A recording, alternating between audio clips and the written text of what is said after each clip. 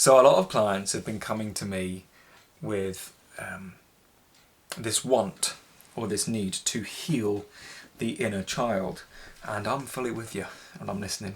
So what I've put together today, I haven't put it together yet, the video will be the putting together of it, but I have an idea of 5 things that you should know about healing the inner child.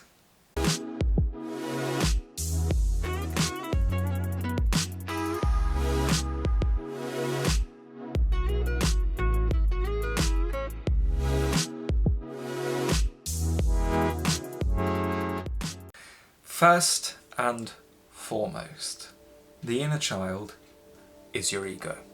You know, we often use the term the inner child to describe a group or a bundle of feelings, emotions and memories of the past. It's trauma, isn't it? Perhaps you were let down as a child, or abandoned as a child, or abused as a child. These wounds that are created, or these bundles of feelings, these emotions, these deep hurts that perhaps we don't have the spiritual perspective or awareness to be able to deal with in childhood, then turn into what we call the inner child, or the ego. Now the ego's job, let's take it one step at a time. The ego, most of you know, but I say it for new people that come in perhaps, the ego is this mind, this, not all the mind, but just the negative voice inside of the head, the negative I that we perceive as me. It speaks to you like that, you're stupid, or I'm worthless, etc. This voice is the ego, and we're now saying the ego and the inner child are one and the same, because they are. So what's the job of the ego or the inner child? The job of the ego or the inner child is to protect you. It's to protect you. It's like a radar, looking out for things that have hurt me in the past so that I don't get hurt again. Looking for signs, indicators, little red flags of, that's where I'm going to get hurt. So, you know, the ego's, we're not against the ego, we're not against the inner child. It's part of us and it's there to protect us. It's really lovely in a sense.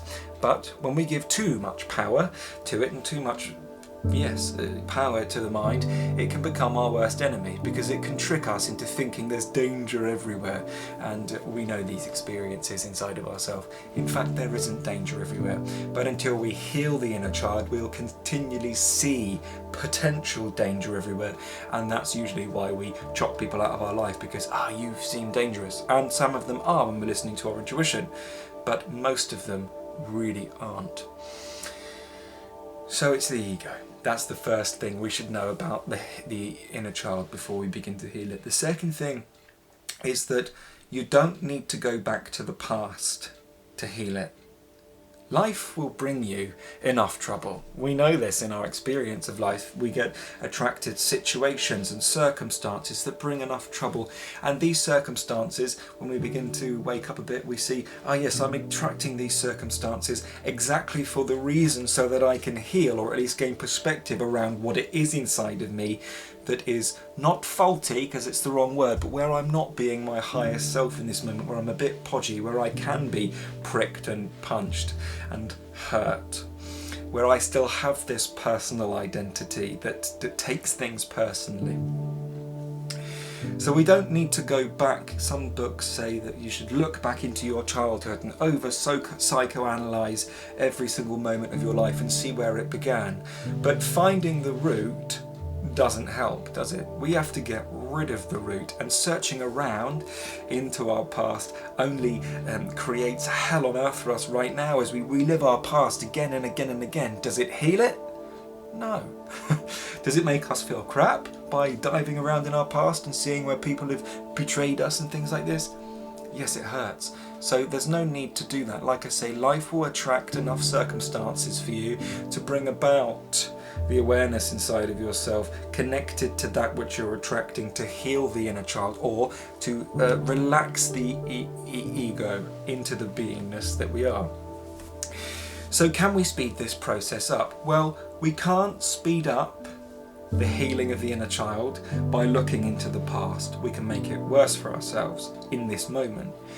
But we can speed up the process of attraction. What do I mean? Well, we can speed up the process of learning the lessons. Well, how do we do that? Well, like I said, we learn the lessons by attracting circumstances. Life will bring enough trouble to you. You don't have to go searching for it. Life will bring enough, right? And in attracting these circumstances, the reason we're attracting them is so that we're able to see inside of ourselves what it is that's the counterpart to this attraction.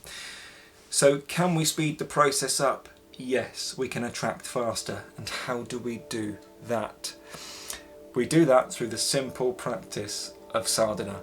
Sadhana just means your daily spiritual practice to bring about the highest aliveness, highest intensity of energy, and bring about the best life for yourself. And how does it work? Well, sadhana is yoga, or sadhana is breathing practices. Yoga just means union, and union is really what we're doing here. We're trying to unify the inner child, or the ego with the beingness, the feeling of who we are, the greater awareness that we all are as our consciousness.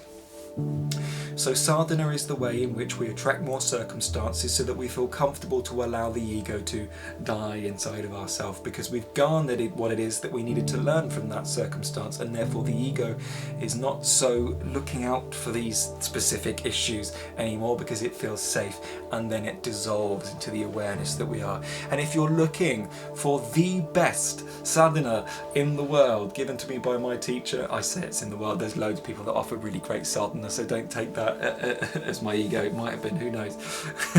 But from my experience, this stuff is so good. I can't claim ownership. My teacher passed it to me, his teacher passed it to him.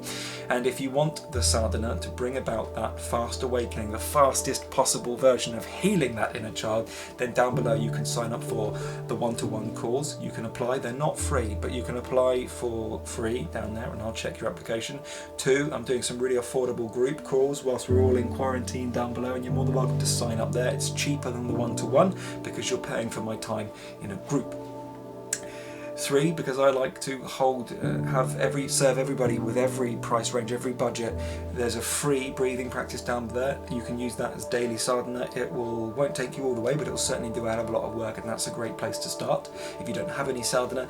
And 4, down below, there's a free community for people that are going through a spiritual awakening and have nobody else to talk about it to, because you know that nobody will understand. That's down below. There's beautiful people in there, and thank you so much for all those people in there who continue to give. I love you so much. So back to the video. The third thing that we should know before healing the inner child is that as a preparatory note, in preparation for when it happens, as the inner child begins to unravel itself, the third point, as the inner child begins to unravel itself and drop away, and the ego begins to drop away, it's going to come with an inner sting, an inner pain. You know, we're attached to this ego, we're attached to this inner child, and the thing that it means for us usually means sadness, and that sadness gives us the attention that we wouldn't necessarily consciously give to ourselves. Oh yes, at least I get to feel something by having this inner child that's holding me back, or that needs healing. And as it unravels, because we're attached to it, there'll be an inner sting, or there'll be an inner sadness perhaps sometimes, but don't be afraid, you know, this stuff needs to happen. It's just the letting go process of our attachments that causes the pain. It's not the thing in itself, the inner child. We're not losing something that was really positive for us. It's just we're attached to limitations. We're very attached to our own limitations at times, and when they drop away, it can cause pain, and this is what we refer to as the dark night of the soul. I have a few videos on that if you want to check them out on my channel. 4, it's the stories in the mind that continue the existence of the inner child, or the ego. The inner child might come with a memory, right? It might bring a memory up. Oh, that's a sad memory, and then our heart sinks, or whatever happens. Or it might bring up obsessive compulsive thought patterns that keep coming in our mind for some reason. And these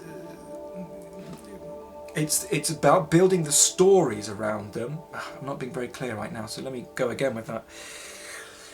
let's say the inner child brings up an emotion of pain, an old trauma wound that hasn't been healed or cleared yet from our childhood. Well, when the pain comes, the mind will make a story about that pain, and it will say, oh, why is this pain here? Why is this happening to me? See, I told you you weren't good enough, and this is the evidence that you aren't good enough. It's the story that proliferates the continuation of this inner child, of this inner wound. If we can get to that point where we're confident enough and strong enough, and sadhana will help do this, that emotion or that wound can just be there in a moment without going to the mind. Rather than responding with the mind, we just respond with silence and hold that wound in reverence in ourselves, then that will begin to break down and disillusion the egoic sense of self and heal the inner child. So don't hold on to the stories, because they're what's continuing the life force of the inner child. The stories are the life force. That's what gives the inner child or the ego life. It's the stories that we create around our pain and trauma and things like this. And I'm not saying that you can't hide behind stories for a while, because we can. It's still a protection mechanism of the ego, isn't it? It's okay that the stories are there. That's us saying, okay, I'm not quite ready to fully let go of this yet. And that's absolutely fine. We're all in our own journey. And if for a while we still need to use these stories to hide from ourselves, or as an excuse, not an excuse, wrong word, but I'm going to use it because it's all I've got, as an excuse not to do the thing that might heal it, then that's okay too. That's also part of the journey that has to just be experienced for a while for you. And me, I'm no different. That's exactly what happened in my journey. I just hid behind the stories for a while until I realised, it's actually these stories that are holding me back. 5, the final thing. What have I written here? Yes. It takes practice to let go of this identity, of the ego, of the inner child. It takes focus, or a withdrawal of focus. Look, what do I mean? Remember when you were a kid and everything was fine because everything felt great, right? We just felt great and we didn't need any external stimulus to feel great. Well, the reason is because we hadn't built an identity in our mind. When we go to the identity in the mind, this I that speaks to us, or me, or says you're stupid in the mind, wasn't there so much as a kid, and we were more feeling beings, human beings, rather than thinking beings or human thinking. It's the focus to thought, the focus in thought. It's bringing our attention and bringing our focus towards thought that takes time to stop. Because what we're trying to do in healing the inner child is remove the focus from the identity in the mind and bring our focus and awareness back into the feeling sense of who we are, meaning the beingness, presence, the power of now, the feeling.